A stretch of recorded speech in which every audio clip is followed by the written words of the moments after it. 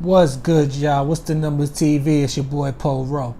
Make sure you subscribe to the channel if you're not subscribed already, and like a video if you appreciate the content that Paul Rowe and What's the Numbers is already provided. Today we back with another profile piece. This one is on OTF Nunu.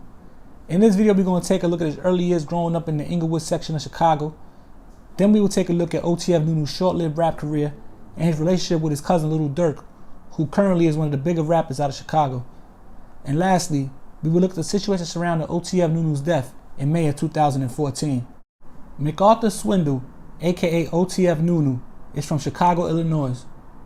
Growing up in the Inglewood section of the city will be rough as a youth for OTF Nunu, who also goes by the name Nuski for short. The area will be flooded with gangs, drugs, and guns. But despite the dangers of his neighborhood, Nuski would still end up graduating from Simeon High School and going on to attend college for a short period of time, before dropping out due to some financial aid issues. This is when Nuski would start rapping with the hopes of making it big like his cousin Little Durk, who was starting to see some success in the music industry. Over time, Nuski's affiliation with the Black Disciple Street Gang would come to light through his different interviews where he claimed allegiance to the gang. Nuski was well spoken with a laid-back demeanor and seemed to have a good head on his shoulders. In his interviews, he would tell the youth that life isn't all about gangbanging and that they could go to school and the college route like he did before he started rapping. Many of his fans didn't see a straight savage in Nuski, but instead see him as a product of his environment, where a good kid can go from being in school carrying textbooks to being on the block carrying guns and shooting at people, all in a matter of weeks. During this time, he started releasing songs and videos back to back. His songs with his cousin Little Durk would start to get him some recognition around the city and online as a rapper, but it will also give him a lot more ops, as Little Durk and OTF had some issues around the city due to being affiliated with certain factions of the BDs. Nuski would do a couple of memorable Zach TV interviews during this time, showing the neighborhood and environment he comes from in Chicago. He would also start to record his debut mixtape, Nuski Got the Strap, during this time, hoping that it would be his breakout project. But unfortunately, before Nuski could release his mixtape, he would be shot multiple times by unknown gunmen while he sat in a vehicle outside the Chatham Village Square Mall in the south side of Chicago. He would attempt to flee from his assailants, but ultimately crashed into a nearby store where he ended up dying at the scene. Nuski was only 21 at the time of his death. Nuski's death, like many others in Chicago, will be talked about in the streets, jails, and on social media. In Chicago's jail culture, people who have died often get spoken about or made fun of after their death. This will be the case with Nuski, as Little Durk still had a lot of enemies in the city who felt like making fun of Nuski's death was a way of getting to Durk, or at least would get under his skin. Moo Crump will go on a year-long campaign of mocking Durk about the death of his cousin Nuski. The disrespect would only stop when Moo Crunk ended up being shot and killed outside of a party on the south side of Chicago in May of 2018. The next person to speak on Nuski during a beef with Little Durk was snitch rapper Tekashi 6ix9ine. The Brooklyn rapper, known for his trolling, would even go to O Block to drop flowers off for Nuski, even though Nuski isn't from O Block.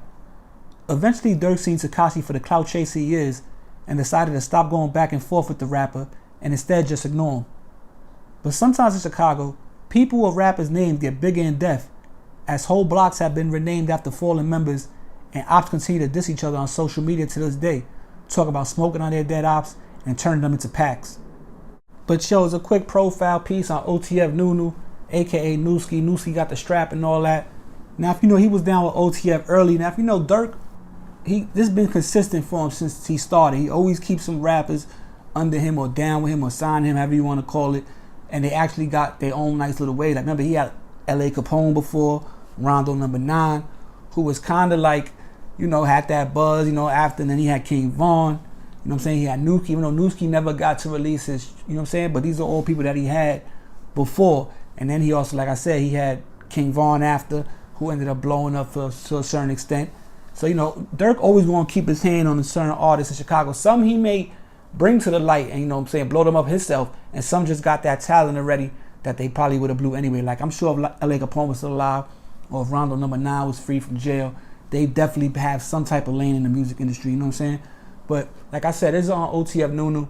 Now, you probably heard his name more and all that than you actually seen him or seen footage on him, because he only had a quick little run that he was actually doing music, doing interviews. You know, he had some Zach TV interviews. He had a few tracks out there with Durk, and even a couple with other people, but you know, he didn't really get a chance to really get started for real.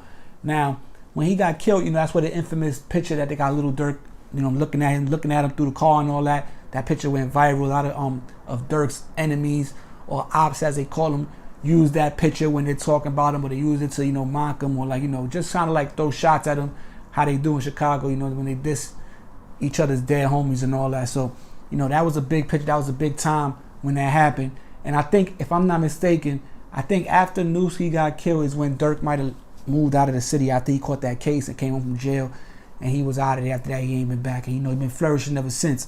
Now, but rest in peace to Newski, you know what I'm saying? Like I said, he was like a laid back kid. He didn't like he was into too much, but you never know, because it looks to be deceiving. And when you in that type of environment, everybody might kind of got that in them, you know what I'm saying? If you out in that, if you hanging around them people, you might, I'm pretty sure it's in you too. So he was around it. He might not been this usual savage, you know, just that showing guns every time you see him, but he was definitely around it. So rest in peace to him. Shout out to him.